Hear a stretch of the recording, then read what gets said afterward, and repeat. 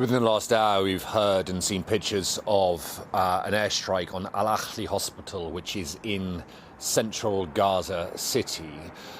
Reports from the Hamas-run Health Ministry that as many as 500, possibly more, killed in this airstrike. I've spoken to the IDF tonight. They are saying they're looking into it, but give no further details other than that.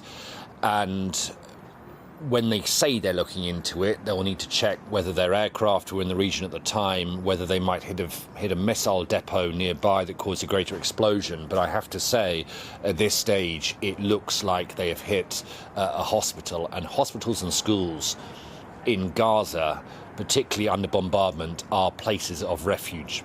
They're considered places of safety by Palestinian civilians because the Israeli awareness of buildings in Gaza is so great that they know where these places are and they are supposed to not target them. So we'll see what more comes out from the Israelis in the coming hours, but it looks to be an incredibly bad incident on the eve of the US president's visit here. And if Joe Biden wants to be an honest broker in the Middle East, and bear in mind he will go from Israel to meet the Palestinian President Mahmoud Abbas, the Egyptian leader Abdel Fattah al-Sisi, and also King Abdullah of Jordan, and he needs to be able to balance the negotiations between all sides.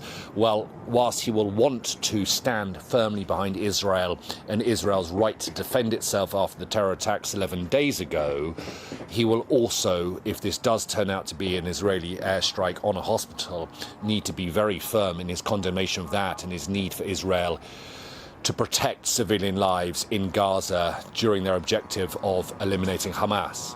What I would say finally is that I don't think President Biden is coming out here with any intent to solve the wider Middle East conflict. I think he has more pressing objectives.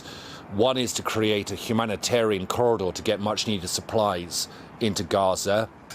Secondly, they are looking at trying to release some of the hostages. There are many American hostages involved in this. And thirdly, what he needs to try and do is ensure that this conflict doesn't escalate further beyond the boundaries of Gaza, whether it be the West Bank, Jerusalem, Lebanon, or even further afield than that in the Middle East.